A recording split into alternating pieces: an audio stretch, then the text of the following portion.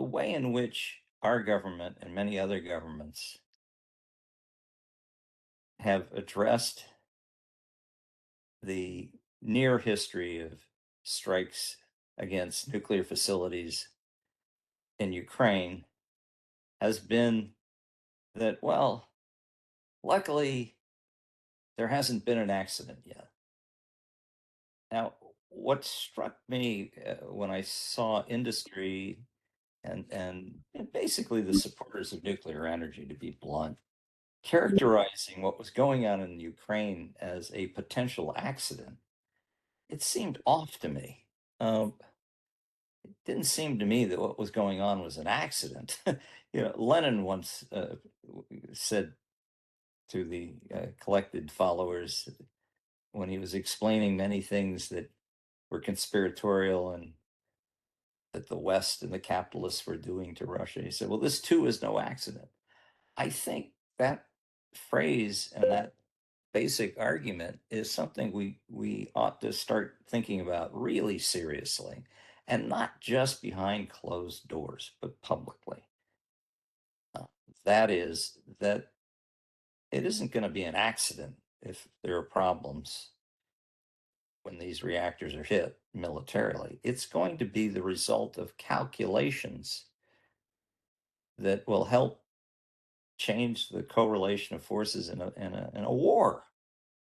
And so far from being accidents, they would be acts of war that are quite intentional. Now, why does that matter? Why don't we begin? Uh, yes, well, as I say, first responders, and there may be some here in the audience, I suspect, and backers of the nuclear industry, and there may be some of those as well. This includes the International Atomic Energy Agency staff, our Department of Energy, I don't know, lobby groups like the Nuclear Energy Institute, etc. They tend to view the military attacks against nuclear plants as a form or some kind of potential accident. And we want to avoid accidents, was sort of the refrain of Mr. Grossi for easily 2 years or more, uh, as if uh, there was some confusion as to why anyone was shooting at anything, and this was all just a somebody missed, they weren't aiming properly or something. Now, why does it matter to look at it differently? I think it's because if you look at the military vulnerabilities and the risks and what you need to do to reduce them of nuclear facilities in war as accidents, you're probably going to be collecting a lot of reactive options, what to do when, uh, rather than thinking about, well, how do we uh, deter some of these attacks? I don't know how feasible that is. How might we actively and passively defend against them? And there are limits there too, but I can assure you there are many things that could be done, some of which are not that expensive, and we'll get into it, that would certainly cut down some of the risks, if not eliminate them. And I think also, you know, dealing with an accident in peacetime is very different than dealing with an accident where access to the site might not even be possible. And if it is possible, well, you might be under fire. And I don't mean an accidental fire. It is almost certainly, at least in one's imagination, much more stressful than most, if not all, of the accident scenarios one could come up with or we've experienced. Okay. And then you say, well, all right, you get extra points if you're right for focusing on it that way. But what does that matter? Well, it matters a lot, I think, because it may be that, and I think it is, accidents in peacetime are what I would call a lesser included threat, which is a nice Cold War term, to military assaults against these facilities. In other words, if you can deal with military assaults against these facilities, you're probably going to do even better in dealing with accidents in peacetime. However, the reverse is almost certainly not as true. The better you do accidents may not be good enough to do much to limit the kinds of risks and liabilities you have in wartime with assaults against these facilities. So it's a different way of looking at things, and and it is a bit speculative, but we've gone through a great deal that might help us begin to think about what's needed, and this brief um, will help. Now, the I thought what I'd do is sort of first discuss how people think about these things because I think how people think about problems frames whether they are problems that are tractable and to what extent or not. And so there's reality and there's a way we think about things. And since for a long time, military assaults against at least large operating reactors never happened. We'll get into that. Uh, it's kind of an academic field. I think it's less so because of the war in Ukraine, however. And you can see these headlines. Kursk, of course, is in Russia, and well, nuclear disasters in Ukraine. Uh, a lot of people who are unsophisticated uh, will tell you this is a worry. Uh, now, Aristotle himself, I'm told, favored the unsophisticated accounts that were popular as a way to think about problems first. And so the first cut is, well, the results of an attack on these plants could be awful. I think I come down with the people who are not very sophisticated. I think they might be right. And we should consider that. Yeah, it's a good way to go. But there are other views. Let me go to this. I think industry and its backers argue, well, it might be awful, but it also might not be as bad as you think. Um, you know, the comments of the Secretary of Energy during the Biden years was, well, the containment buildings are hardy. She kept saying things like that, and therefore we're okay. We're okay. Um, Everyone would talk about, well, there hasn't been any radiation release yet. Um, and of course, in the case of Chernobyl, there sort of was a little, but nothing major. And I think that's true. And what's coming is going to be safer. They're going to be smaller, so that even if they get hit, the amount of radiation they release, should be less. And some people say, well, if they release radiation, it won't leave the gates of the site, which is, if true, is remarkable. I don't know how you would know this until you had some realistic testing, which I suspect no one's got much of an appetite for. But it's what's coming safer, and so far no release. And there's an argument which is really quite interesting. We need we, we need these. uh, I don't know, we need I these. think we might have a hot mic, Henry. I think somebody might have a hot mic out there. Sorry, Henry. Okay. Uh, there, and I said, well,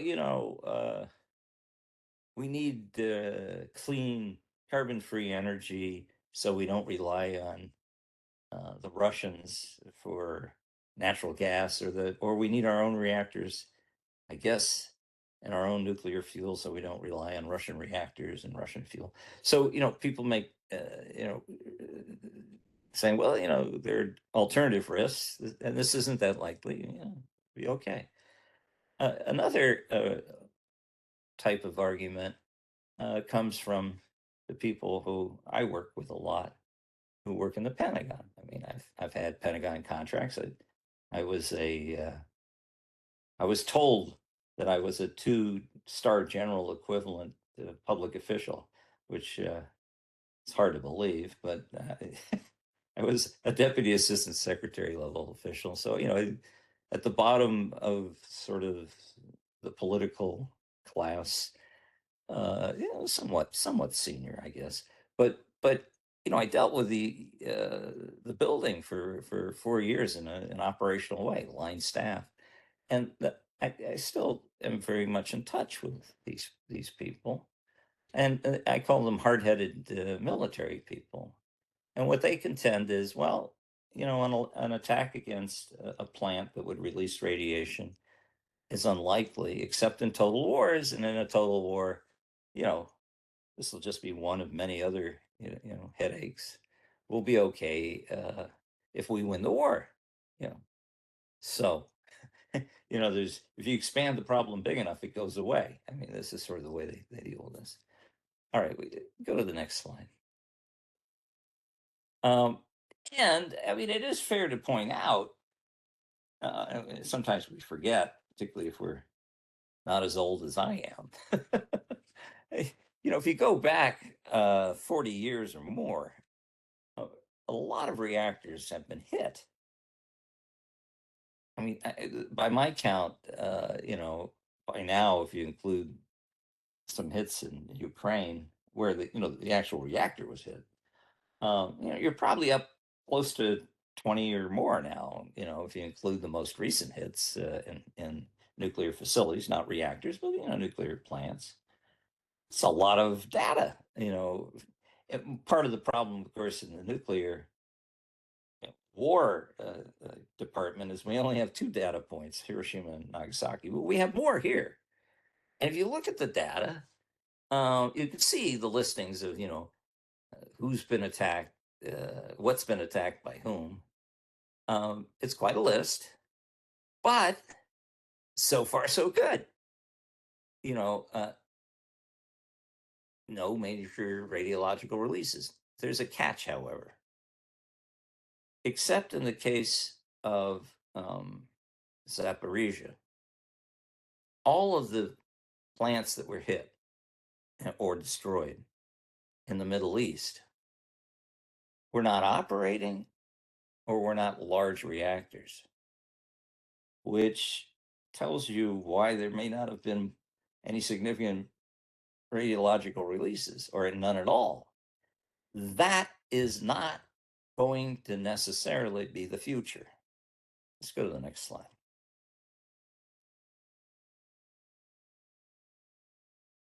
Well, we've kind of showed that civilian plants, even if they're not reactors, one of them was Iraq, I believe it was hit. Um, you know, Fair game. And if we're the most important nation in the world, as we are wont to say, others might follow our model. Um, Certainly, we're now in the throes of possibly striking nuclear facilities again in Iran or greenlighting Israel to do so. Israeli officials floated the public comment that they wanted to hit a power reactor, Bushehr. And then, of course, after about 6 hours, the spokesperson for the military came out and said, well, he misspoke, which is a way of saying they threatened to do it publicly. And who knows what their motives were, whether it was a mistake or not, but there it is. Medvedev, who was once, president of Russia and certainly very close to Putin, has actually threatened to strike NATO reactors. They released plans that they had in 2014, I believe, to hit an enormous spent fuel processing and storage area uh, at Tokai Mora uh, and Rakasho. Now I may have that a little off. I think it was Tokai, but nonetheless, um, we then also have the phenomena of a Russian military drone overflight of a German reactor last summer. So literally, the threat is in the air. I mean, it's not. Uh, there are academic speculations and there are official acts and official statements. The latter are certainly more interesting than the former, and we're in that zone now. China has certainly, we've discovered, has some plans that they drafted up, I believe, in 2015 to deal with the possibility of striking Taiwanese reactors. They certainly have targeted American electrical system, which includes the support and supply of electricity to nuclear plants. And China itself has publicly raced ahead of the West by admitting that they're worried about being attacked. The only other country that publicly talks about this is Ukraine. China has now done studies and talks about it. We're not there yet. And then there are North Korean public threats against Japan's reactors uh, that are on record. So, this again, you can dismiss it and say, well, people threaten to do things. It doesn't mean they're gonna. But for what it's worth, these are fairly recent, in some cases, threats. And in some cases at the top, they were operations. Okay. So we're shifting here. I think we have to start taking this a little more seriously than we have, let's say, 5 years ago. Open up the next slide if you would. By the way, if any of you have questions or comments, it's okay as long as they're really questions to interfere and interrupt. Okay, don't. As I tell my staff, don't humor me. It's a mistake. Um, Well, then you have this other responsibility, which I got it, which literally is closer to home. And that is, if you take a look over the last 13 months, there have been 25, more than 25 uh, drone overflights of US power reactors. Um, and China now publicly has just admitted to having a cyber effort targeting U.S. electrical infrastructure along with other critical infrastructure. That was just admitted to in April.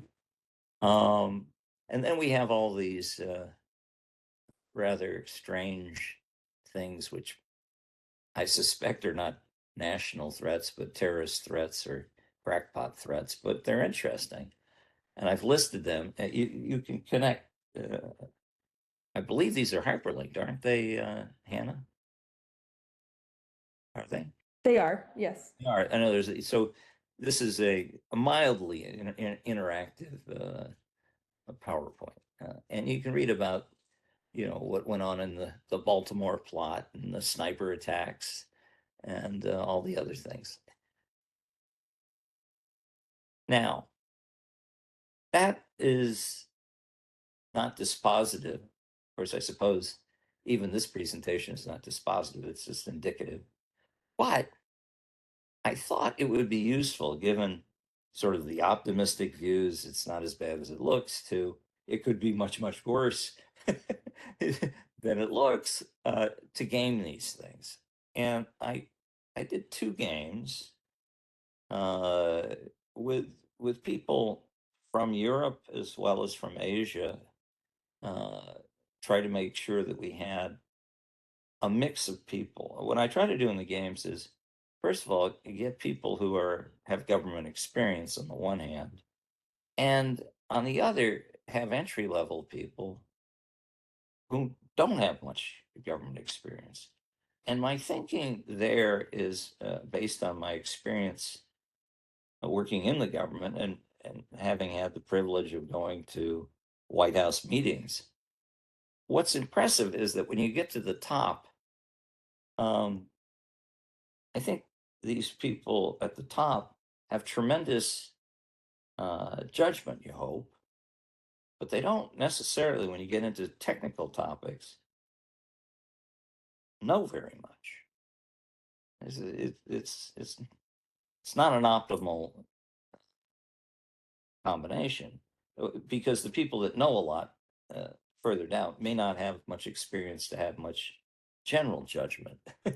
It's a problem, in general. That's the reason why uh, the design of the executive for some time, I don't know whether it's true in the last 10 years, used the method of staffing up.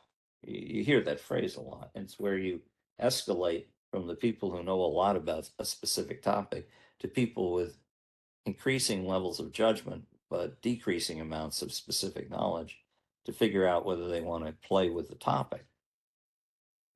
That I don't think is as robust, and when I say that, staffing up, as it once was. So I always make sure that I have people who don't know very much because they're kind of surrogates for senior people who are, may have election certificates or have been appointed, but might not know as much as they should, but, have other things. They have a lot of judgment. So in these two games, um, I guess we can go to the first one. The European reactors in war went way ahead to fight the next Ukraine war. I mean, some people think that if we ever end this one, it won't be the last. And if you take a look at the history of Russia's maltreatment of Ukraine, to say nothing of Germany's, it's just been one war after another here for quite a while. And in recent history, quite a lot as well. So maybe there'll be another one. And so the question is, if you fast forward to 2037 and believe the promotional material that industry puts out of how many reactors will be in Poland, Ukraine, Romania, the numbers will be quite high. Okay, well, let's go with that. I mean, you can quibble about, well, it won't really happen, but I'd like to go with, well, it might. They say they're gonna. They've begun, talking and doing more than talking, scratching the earth. So, okay. What does Russia do this time that it didn't do already in this war? Well, it could be that, Russia initially thought, let me ask a question. Let me stop here. And be honest, it's okay. Did anyone, and if you did, you raise your hand, did anyone read the article about this war that was sent out? Is there any show of any hands? One hand? Is anyone counting for? Yes, sir. It appears Dr. Dahl's raising his hand there too for you. Okay, Okay, good. so we have like two out of the. Okay. Uh, well, there you go. I mean, this reflects the kind of treatment that the topic would get in the real world, which is, say, they would rush to the meeting and hope someone would orally explain what it is they needed to know, um, which also suggests problems as well. How governments would deal with these things off the cuff is my impression. In any case, knowing that there are only two of you that looked at the material, I'll go a little bit further in depth. uh, I encourage you, if you're interested after this briefing, and you may not be, but if you are, uh, uh, reading will amplify the pleasure and depth. And there is a prize in the box if you read the short articles. Uh, in this war, uh, the follow-on to Putin uh, concludes that they made a mistake in the last war. And in the last war, they tried to hang back and threatened to do a radiological release to leverage behavior by NATO and Ukraine to not shoot into deep target areas in Russia. And it sort of worked. They thought they made a mistake in thinking that the regime would collapse, which of course it didn't. If anything, it's probably it's been strengthened. So they are much more open to going to level 3 targeting of these facilities, and they want to take them all. Uh, and they go far west this time, and take over Clemensky, which is a big facility. Of course, at this point, there are Americans there because there are two AP1000 reactors that we promised to build and have been built. And of course, Romania, Poland uh, have reactors that are American as well. And what unfolds is a targeting of the reactor at Klemensky. And there is a radiological release eventually. You can read how that unfolds. Turns out the AP1000 is got a lot of safety features. It also has some interesting, unique vulnerabilities people don't talk about. They talk about it in the game. It has to do with hydrogen igniters and their reliance on electricity, which may not be present when you want it to be present.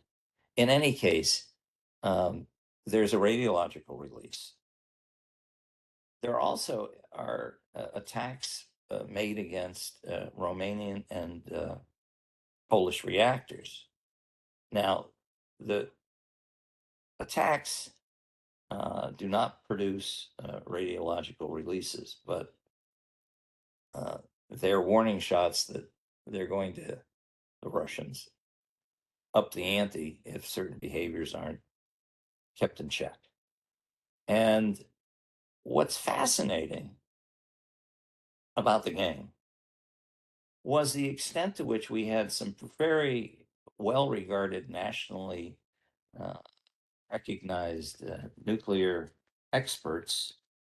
Uh, and each team had these folks, and each team reached a very different conclusion as to what the level of risk was and what should be done to hedge against a radiological release. It was also the case that the Americans and the American team kept hanging back from taking dramatic action to deal with the problems at Kaminsky. There was, if you will, a tendency to say, well, we haven't had the problem quite yet. It was if they were waiting for some problem to be so evident that they had to do something. But until they had to do something, there seemed to be a built up incentive on each of the teams to kind of scale back what the risk assessment was. I found that interesting. I don't know how realistic that is. It sounds right. I say this because my mentor was a one of the first. Well, he was one of the first nuclear regulatory commissioners, and oversaw almost all of the licensing of all of the reactors that currently are running, and was around for 3 Mile Island. And with 3 Mile Island, there was first chaos, interference from the White House daily, and an underestimation of just how bad things were. I mean, they did not understand until some months afterwards that they had a core meltdown. Um,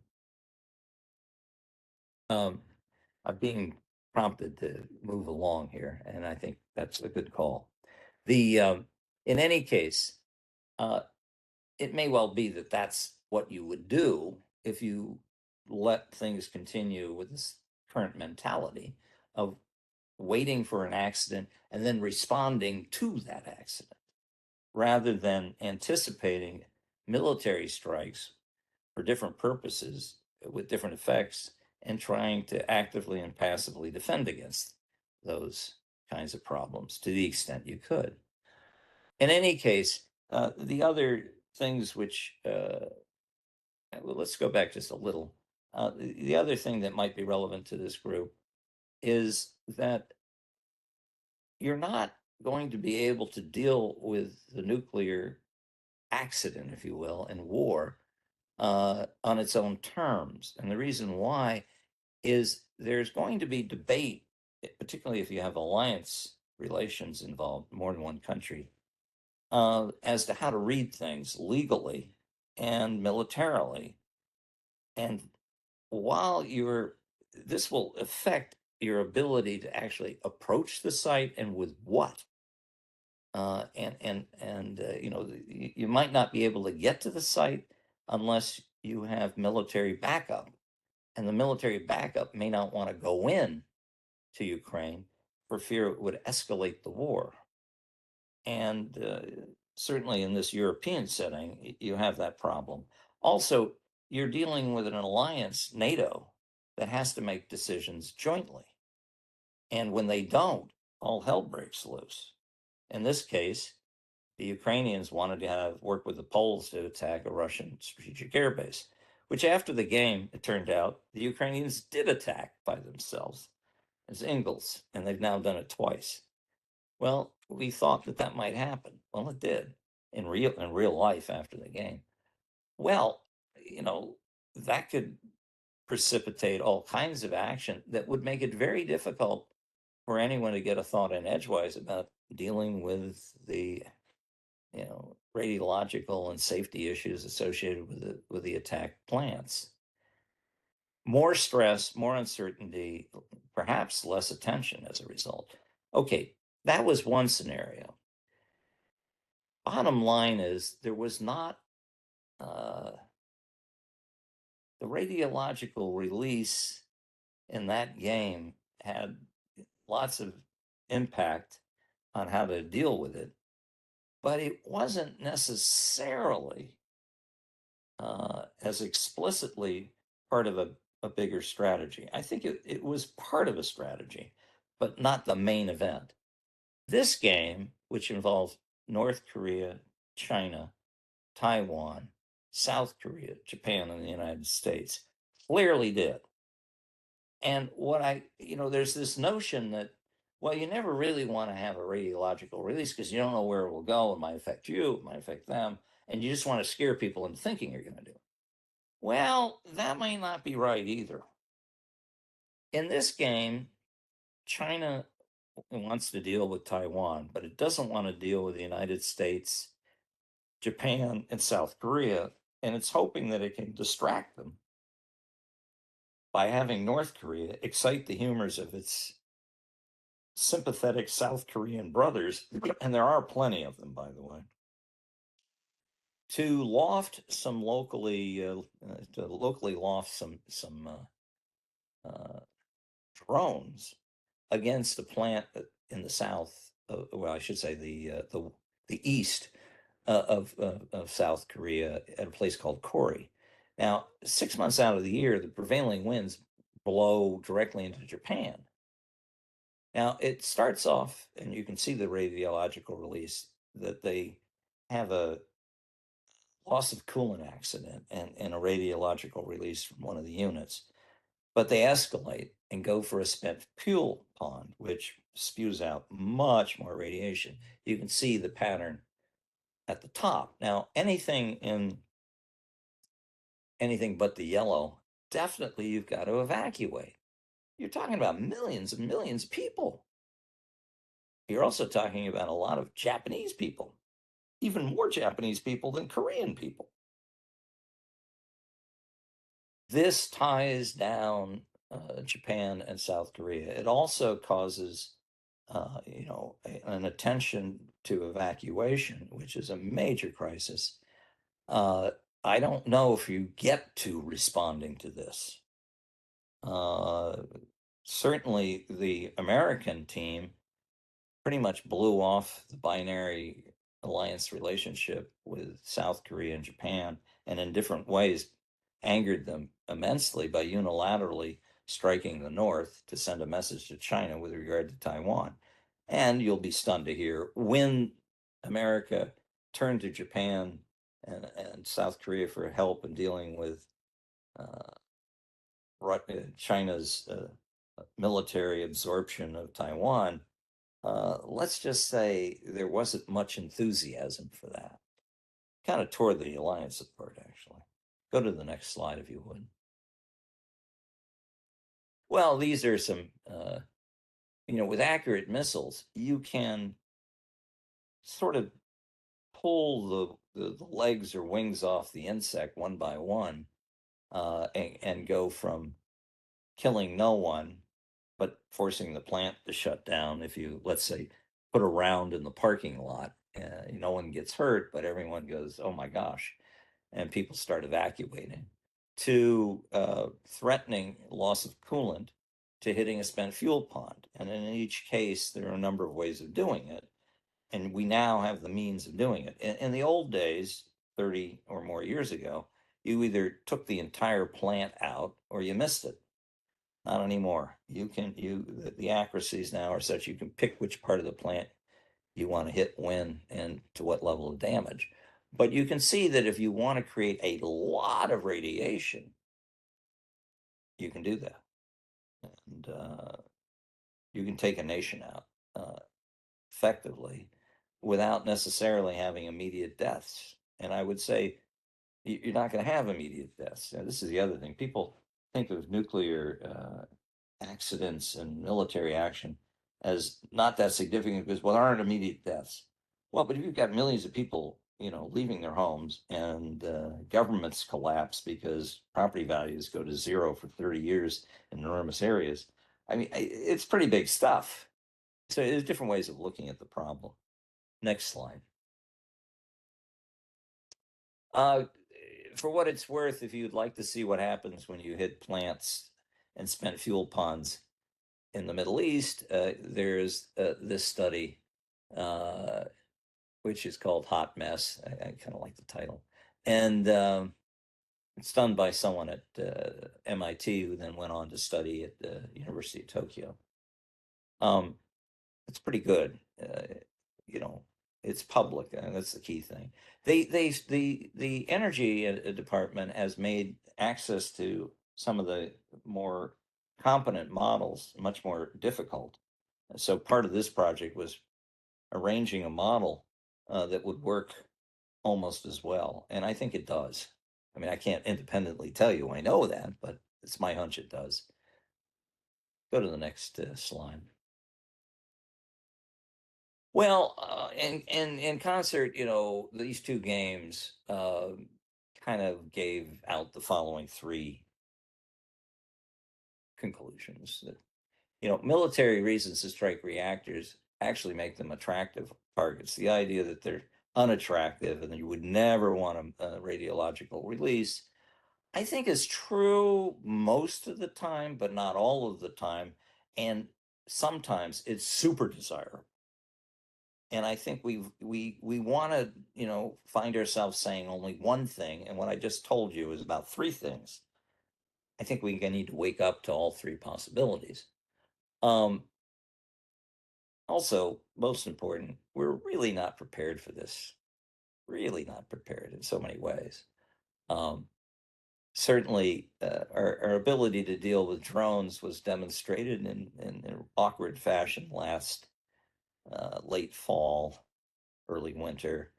And both Mr. Biden and Mr. Trump tried to downplay it in very strange ways, differently, only to find the commander of Northern Command going twice on 60 Minutes saying, no, this is a real problem, which I thought was rather intriguing.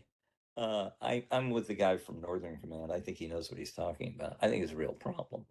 Also, there was great difficulty in finding a way to evacuate, not only from the immediately target areas, but to get people out of the country. Total snafu, et cetera, et cetera. And you can read about these problems in the games. Um, it doesn't help that we, as a nation here, and certainly in Japan and South Korea, have decided that we're only going to have experts use special uh, information management tools to privately talk about these things and never really broach what the headaches are publicly. We'll get to that shortly. That actually aggravates the problem, in my opinion, and I think the game players saw it as well that way. Next slide. Um, heads up, Putin says he needed to possibly target these reactors in Ukraine because um, they were making dirty or actual nuclear weapons at Chernobyl. And of course, the problem is that you can use civil facilities, as certainly the Iranians have been accused of, to make weapons. And historically, you'll find that that's very much the case, not only in France, but Great Britain, arguably in Russia. And there are reactors that are claimed to be civilian that are suspected of being part of weapons programs in China. You can read about that in the Pentagon's annual assessment of China's military power. And it's explicitly the case in India, where they admit that's what they're doing. This means that civil facilities, and I would include power reactors, even if they're light water reactors, because most people don't remember it, but we were going to use whoops facilities under the Reagan administration to make tritium and plutonium for weapons. Can be used for this purpose. All right, next slide. And that means they're targets. And you're probably not going to get away from that. Um, Russia claims Ukraine is making nuclear weapons at Chernobyl. Fast reactors can produce super weapons grade plutonium, not just weapons grade. Heavy water reactors are ideal for weapons plutonium production.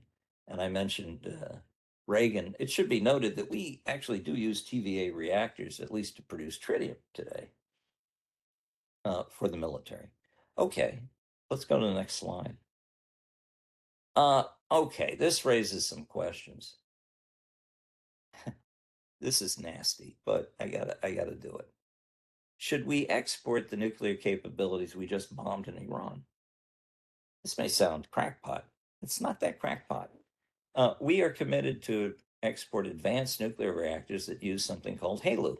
It's high assay, low enriched uranium, code for probably 19 to 20 odd percent, depending on which side of the isotope measurement you have, but around 20%. Well, there was a juried article in Science that prompted the Energy Department to call for the National Academy of Sciences to do a study, which was just canceled, which would look into why the Atomic Energy Commission in the 50s said 12% and you can make a workable, luggable bomb. Gulp. Wait a minute. So, do we have to worry about exporting these things? Well, they're different views. Well, you might want to drive that to ground. If nothing else, if you need HALEU and you claim we need HALEU and other countries think they need HALEU, would that encourage them to enrich more? Yeah, maybe. Then we have a bunch of reactors, Oklo and Natrium, pictured here, that want to use recycled plutonium ultimately. And while they're using Halo now, their CEOs say, well, we can make them much more efficient if we recycle plutonium. What does that mean? Well, we hit the facility in Iraq because we were afraid it was going to produce plutonium that would be recycled. Huh. And then, of course, my favorite question, are we going to help the Saudis enrich uranium? Our Secretary of Energy, most recently brought into office, said we should and we will. Will we? Might want to wonder about that. Why does this matter? These facilities then become legitimate legal targets, even under Protocol 1, potentially. Okay, next slide. What can be done? This is the, am I right, Hannah? This is the last slide or the end of the end? Three more slides. Yeah, but they're all what can be done, I think. Yep. Okay. Well, public discussion. If it's a public utility that you're trying to defend, and it's an electrical supply system that you need to keep much of the nuclear portion of that grid safe, you're going to need the public to know what they're in for. I talked with Israelis and South Koreans. They said, oh, this is too sensitive to talk about. I said, wow, you're in deep trouble. Because if it's too difficult to talk about, what are you going to do when it happens? It's not going to be easier then. Uh, I spoke in front of some very senior people. I'll protect the guilty parties. And they raised it. Oh, well, we need to keep this secret. I said, I think just the opposite at this point. I mean, the Chinese, after all, don't seem to have any problem talking about it. The Ukrainians don't. What the heck do we have a problem talking about? Well, they're protecting stuff. They don't want to spook people. Well, yeah, but what happens if you're actually attacked? I think we have to open the aperture on this. We're using special classifications, for example. We need to lose them. Uh, Controlled unclassified information. There's actually one for electrical, sensitive electrical stuff. I'll get the name of the classification. Need to kind of tone that down. We need to have a tear sheet, as I call it, where after you've done your secret stuff, you you figure out where you tear the sheet and share information with the public. We need to make that tear sheet higher than where it currently is. Games, I think games are terrific. I mean, I think think tanks, private, classified, unclassified, with allies, public. I think you need to get into it. I think you need technical studies. I would do the study about Halo, but I also would talk about what the vulnerabilities of these new designs are. I mean, the Nuclear Regulatory Commission looks to be on its way to being neutered. I mean, there was a story that ran just in the last 72 hours that OMB wants them to, quote unquote, rubber stamp uh, reactors. Well, that may be, and maybe we'll rubber stamp them, but maybe somebody in the Defense Department, which has the obligation to make sure that the bases, if they put reactors on them, don't blow up in our face. Maybe they need to do some testing and evaluation. I would obviously think that would be useful. Um, I think also we need to start looking into passive and active defenses of existing facilities. The spent fuel ponds clearly are not sprinklered. They clearly are not bird caged. They could be reinforced with ultra high performance concrete. They're not. They're not actively defended, and the sites aren't. We don't drill. And if we do drill, we keep it under wraps. I think they had one recently in New York, but they didn't want to tell anybody what it was about. It's kind of goofy. Um, Also, if we, the Pentagon has to review the security implications under the law of an export of things to, well, I think we need to take that much more seriously. We don't. At least that's my impression. All right, last slide.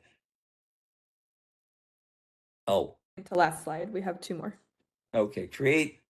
I think I'm a great fan of initiatives. If you look at the Pentagon directory, it's replete with the dead wood of previous ones. So I say, give me more. I mean, if you can't get rid of them, add better ones. uh, a critical energy and electric infrastructure initiative, I think, which is basically a form of civil defense. I wouldn't use that term. It's long overdue.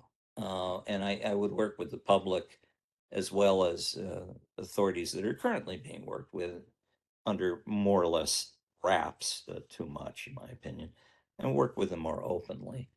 Make the National Nuclear Security Administration redefine cooperative threat reduction programs, which we spend an awful lot of money still on, something close to $2 billion a year, repurposing these efforts to have a nuclear security initiative so that we can collaborate with friends that have nuclear facilities and learn from them, as well as perhaps convey what we think about how best to secure these facilities against military assaults.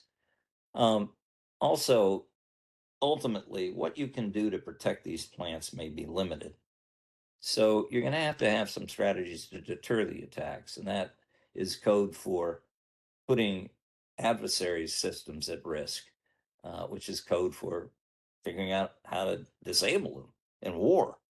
And you can do this temporarily. I would emphasize that amongst the things to do. I think we place perhaps too much emphasis on hard kill destruction. That's fine, but I think what you really want to know is what are the different ways you can disable it and for what periods of time. Because ideally, I think you do want to restart these things. You don't want to actually, we don't want to do a radiological release. It's militarily self-defeating for us. Next slide. Okay, bottom line, dealing with military assaults at nuclear plants, it's not a lesser included threat. The better you can deal with military assaults, the better you can deal with accidents. If you can deal with accidents, you may not be able to deal with military assaults. And finally, the alternative to this is pretty much this. And I don't know, that's one way to go, but and it may be that we're doomed to do this. But I don't know, maybe we're not. Okay, that's my apologia.